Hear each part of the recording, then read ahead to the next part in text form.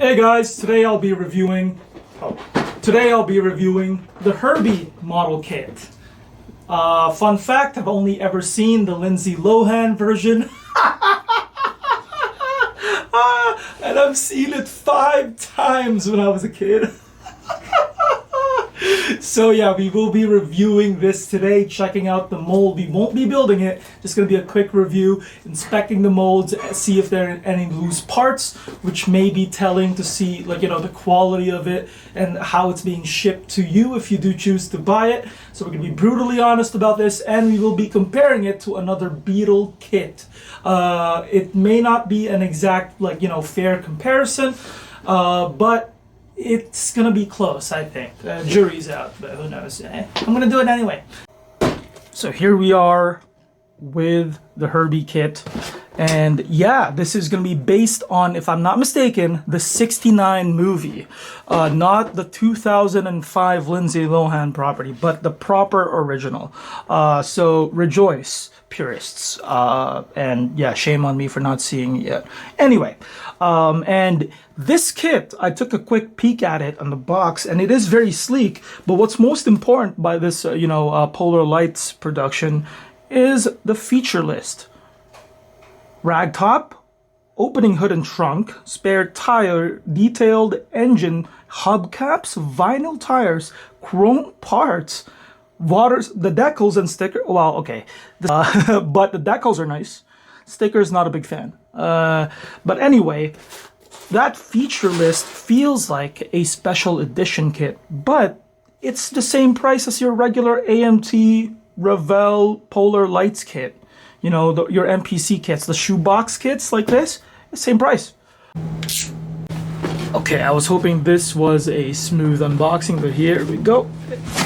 Oh, there he is. And let's check the body first. Let's see. Okay, inbuilt wipers, pretty common. Oh, okay. So, wait, before I address it, there are no warpages of any kind. You know what? This is almost a Tamiya level body. A little less details, but in terms of QA, this body is perfect. I'm not seeing anything out of the ordinary. No warpages. Yeah, this is pretty good. Now, what I was gonna say is, I know some people are already kind of pissed that they can't attach the doors themselves. You know, maybe in some poses they want the door to be open. Some doors want to be, you know, closed or maybe halfway or something. I don't know. Maybe they have a model on this scale, a 1/25th scale. Is this 1/25th, 1/24? Regardless, 1/25th. Regardless, yeah, they want that, but it is, you know, molded in. So it's not really a negative, it's more of a gripe, just a nitpick, right? But otherwise, solid body, solid. Before we continue, I'd just like to say a quick shout out to our social media team. Follow us on our social media, you know, so we can reward their hard work, and subscribe to our YouTube. I think Elvira's haunting us today. But anyways, yeah, follow us on our social media. All our socials are linked below. Subscribe to our channel. I know you're watching despite not being subbed. Sub, please, and click that bell when you get notified when we upload. All right, let's check out this big chrome. Oh my goodness, big chrome sprue. I was cut myself off there because I was a little amazed. This is a lot shinier in person than it looks on camera. Let me actually, give me one sec here. Let's see if that helps. No, it doesn't. Just the glare. This looks insane. Guys, I think Polar Lights is winning me over. Is it because they're kind of partnered with Disney for this kit?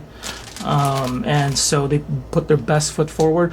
Normally they have a little bit of a better reputation compared to AMT, about the same as Revell, like car kits, same with MPC, right? But yeah, this is abnormally good, very good.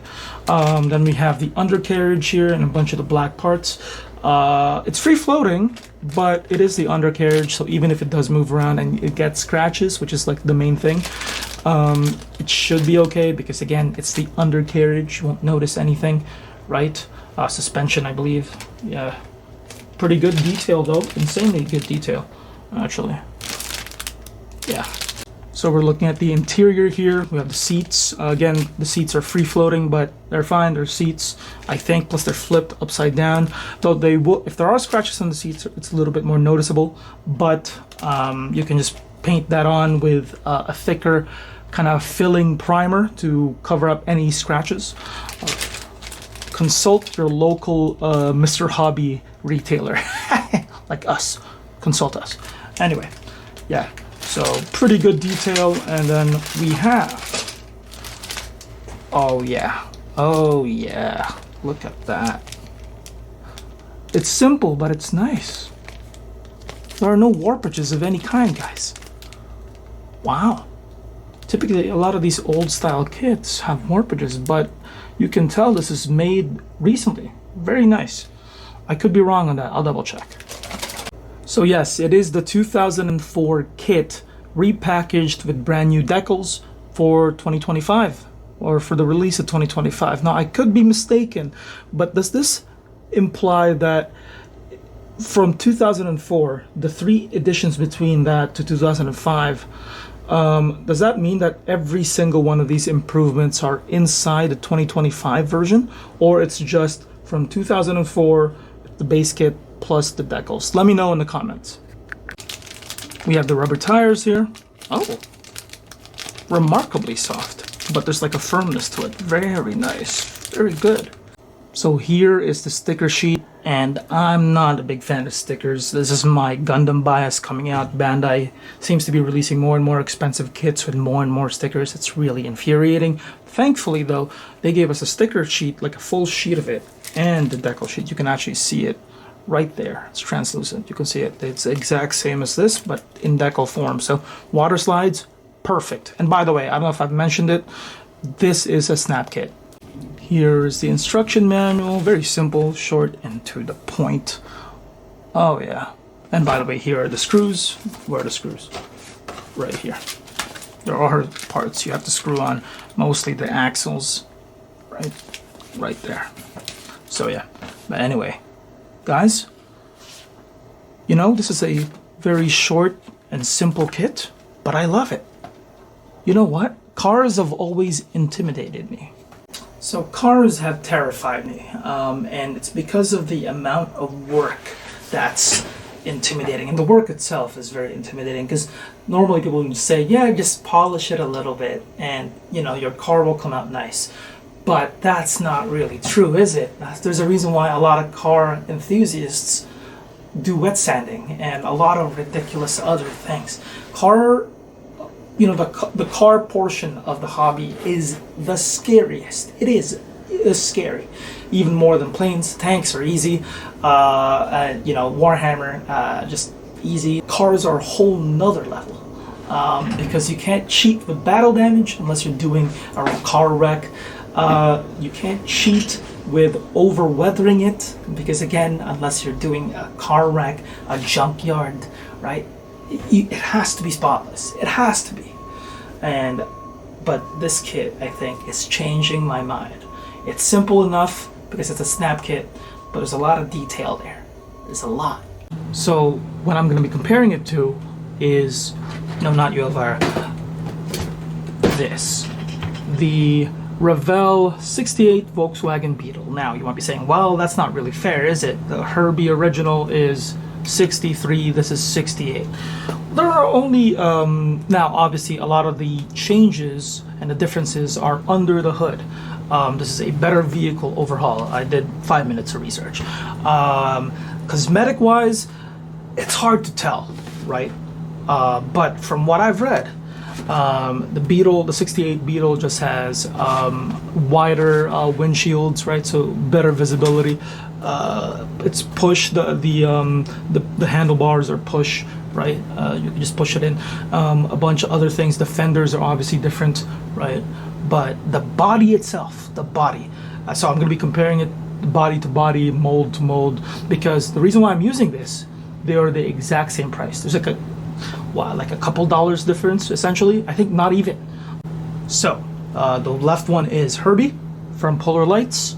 The right one is the Revell kit, the 68. This is the 63. And right away, there are some differences. First and foremost, build quality, they're about the same, but the differences I'm talking about mostly are the holes, because Herbie is a snap kit, push fit in some places. So they'll have to, I wouldn't say compromise, but they'll definitely have to puncture holes to fit the parts. So this would be where the top part of Herbie goes. There's like a thin sheet there. Plus underside, on the underside of it, that's also where the windshield goes. Remember I told you it's like one piece? So that's also where it goes. Whereas this is one solid piece. Now that's partially because Herbie, compared to the 68 Volkswagen Beetle, doesn't have any. So Herbie has something on top, 68 Beetle doesn't. So that's partially why, but you know, the holes will still be visible once everything is said and done. So you may have to use a putty somewhat to once everything is flush. I don't think it's going to be flush. If you know anything about snap kits, nothing will be flush. So if some of the holes were visible, you may have to use putty, but the way it's designed, I don't think so, but I could be wrong. Hopefully you don't have to, because this is intended, Herbie one, to be beginner friendly. There are some molding issues on the Revell one, like that, whereas the Polar Lights one, completely smooth. So you can already tell the build difference is of higher quality in the Polar Lights kit. Now the reason why I'm doing this is because I wanted to see if maybe someone else is missing out on something, if they choose to just buy the Revell, or they missed out and everything Herbie wise is sold out because they're about the same price. So I'm just seeing if there's any differences, and so far build quality goes to Herbie. So I will have to give Revell credit on two things. Number one, if you're a sprue head, you know, inherited from Lego, right? Then you'll love the Revell kit, because there are a lot of sprues. You will be a busybody if you build this. That means a lot more parts, not as beginner friendly, not even close. There's actually a lot of small parts on the Volkswagen Beetle. So this is a decent challenge. Couple that with the fact that on the negative side, there are some build issues like that where you definitely have to snip it off or sand it, right? Probably just sand. Then you will have your work cut out for you. But number two, the sprues are a lot more organized for Revell. No free floating parts, and yeah, that's great. And I guess number three, this is a nitpick. Again, remember that nitpick, because the Herbie kit is a snap kit, there have to be some compromises on the build. That's why the windshield was one big piece, so you can just snap it on in one smooth motion. They have individually, well, carved out windshield pieces here that just snip and put on via cement, though I don't recommend using cement. Use dots of super glue to prevent fogging. It is possible to prevent fogging. So overall, which one do I like better? Obviously, I think the Herbie I like better, but if we run out of quantities of the Herbie, and I imagine it's like a limited edition of some sort, then this is not bad. I don't actually know if it's limited edition. It is definitely a special edition, limited, I don't know, but regardless, 68, not bad. Pretty good compromise. It does have some, I would say, QA issues, not as smoothly built. A lot more parts, but that's not really a negative. But you know, with a lot more parts, sanding each and every one of them, because there might be some compromises in the build, is going to be a legitimate issue for a lot of people. So I do have to mention it. Whereas for Herbie, there might be some compromises because it is a snap kit in the overall construction of the kit.